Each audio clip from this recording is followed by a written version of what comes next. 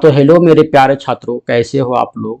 तो आज का वीडियो में हम लोग पढ़ने वाले हैं समकालीन भारत 2 का तीसरा क्वेश्चन, जो सबसे इम्पोर्टेंट क्वेश्चन है और ये क्वेश्चन एग्जाम में पूछा भी जाता है और पूछा भी जाएगा इस वर्ष। तो इस क्वेश्चन को आप लोग अच्छे से समझ लीजिए, पढ़ लीजिए और चलिए हम लोग क्वेश्चन को पढ़ते हैं। और हाँ स्टूडेंट, अगर आप हमारे चैनल पे पहली बार आए हैं तो चैनल को सब्सक्राइब जरूर कर लीजिएगा और बेल आइकन को ऑल पे सेट करके रखिएगा, ताकि आप लोगों को ऐसे ही इम्पोर्टेंट क्वेश्चन के नोट्स मिल पाएँ। मैथ साइंस सारा का वीडियो अपलोड कर दिया गया है, उसको आप लोग चेकआउट नहीं किए हैं तो चेकआउट जरूर कर लीजिएगा।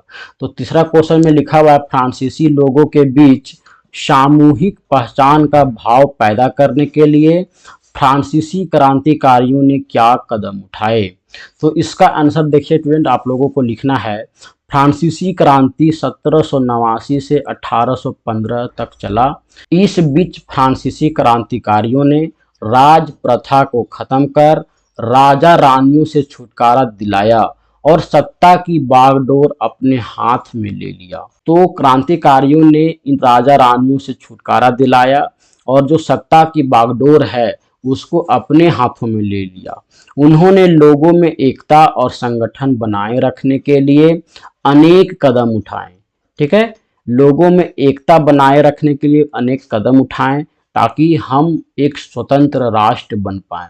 तो क्या क्या जो कदम उठाया गया था, पहला पॉइंट हम लोग देखते हैं। फ्रांस में पितृभूमि जैसे विचारों ने एक संयुक्त समुदाय के विचारों पर बल दिया। तो पहला पॉइंट में हमारा ये हो गया कि पितृभूमि जैसे विचार था उसको संयुक्त समुदाय के विचार पर बल दिया गया। उसके बाद दूसरा हमारा पॉइंट है, एक नया फ्रांसीसी राष्ट्रीय झंडा तिरंगा चुना गया। तिरंगा झंडा इसलिए चुना गया कि किसी भी राज्य का एक प्रतीक होता है झंडा। ठीक है, जैसे हमारा यहाँ पे राजा बैठा हुआ है तो हर राजा का एक अलग अलग फ्लैग होता था और वो क्या करता था, किला के ऊपर में लगा करके रखता है। तो इसको पहचान दिलाने के लिए इस पहचान को हटाकर अपनी झंडा को, अपने तिरंगा झंडा को वहां पे लहराया गया। किसके द्वारा, तो फ्रांसीसी क्रांतिकारियों के द्वारा चुना गया, जिससे राजाओं के ध्वज हटाकर राज ध्वज ने क्या किया, जगह ले लिया। ठीक है, राजाओं के झंडा को वहां से हटा दिया गया और जो राज ध्वज जो चुना गया था, जिस झंडा को चुना गया था उसको वहां पे लगा दिया गया, और ताकि लोगों में जो है एकता बनी रही। फ्रांसीसी क्रांतिकारियों ने एक सभा का गठन किया जिसका नाम नेशनल असेंबली रखा। और जो फ्रांसीसी क्रांतिकारी थे उन्होंने एक सभा का गठन किया, जैसे हमारा भी संविधान जो बना हुआ है भारत में, उसको भी एक सभा का गठन किया गया था, उसके बाद उसको बनाया गया था। तो उसी प्रकार से फ्रांसीसी क्रांतिकारियों ने भी एक सभा का गठन किया था जिसका नाम क्या रखा था स्टूडेंट, नेशनल असेंबली रखा था। ये क्वेश्चन में पूछ सकता है नेशनल असेंबली, तो इसको भी आप लोग याद रखिएगा। और आगे देखिए, चौथा पॉइंट हमारा है, फ्रांस को एक राष्ट्र के रूप में देखते हुए राष्ट्र की शपथ ली गई और शहीदों का गुणगान किया गया। तो कोई भी देश जब क्या होता है ना, जब कोई भी देश एक अलग स्वतंत्र राष्ट्र बनता है तो बहुत सारे खून बहाना पड़ता है, क्योंकि हमको लड़ना पड़ता है, क्रांतिकारी बनना पड़ता है। ठीक है, तो लड़ने के लिए क्या होता है, बहुत सारे खून, बहुत सारे लोगों का जान माल का क्षति होता है।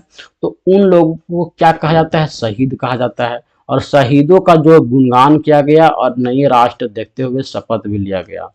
केंद्रीय शासन व्यवस्था लागू की गई जिसमें सभी नागरिकों को समान कानूनी व्यवस्था मिल पाए। ठीक है, केंद्रीय शासन व्यवस्था जो बैठक बनाई गई थी, देखिए यहाँ पे कुछ लोग जो हैं वो बैठक बनाने का कोशिश कर रहे हैं, सभा बना रहे हैं यहाँ पे। तो इस सभा में जो एक निर्णय लिया गया था उसको एक संविधान के रूप में, कॉन्स्टिट्यूशन के रूप में लिखा गया और इसी के आधार पर केंद्रीय जो व्यवस्थाएं लागू की गई और लोगों को समान कानूनी अधिकार दिया गया। अगर आप ऐसे ही ओरली किसी देश को चलाना चाहेंगे तो नहीं चला सकते हैं, उसके लिए एक लिखित दस्तावेज होने की आवश्यकता जरूर है, तभी एक देश चल पाएगा। आगे देखिए, यहाँ पे लिखा हुआ है, आंतरिक यातायात निर्यात शुल्क समाप्त कर दिया गया।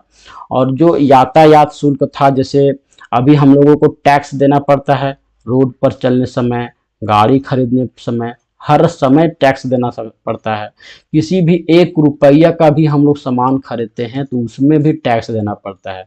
तो इन सारे शुल्कों को क्या कर दिया गया, समाप्त कर दिया गया और नाप तौल की समान व्यवस्था लाई गई ताकि किसी भी लोगों को ठगी का शिकार न होना पड़े। तो इस प्रकार से हम लोग इस क्वेश्चन में पढ़ लिए कि किस प्रकार से फ्रांसीसी क्रांतिकारियों ने अपना पहचान, अपना भाव पैदा करने के लिए क्या क्या कदम उठाए थे। तो आशा करता हूँ कि आप लोगों को ये क्वेश्चन जरूर समझ में आया होगा, और क्वेश्चन समझ में आया तो आप लोग हमारे वीडियो को लाइक एंड शेयर कर दीजिएगा और चैनल को सब्सक्राइब करना नहीं भूलिएगा।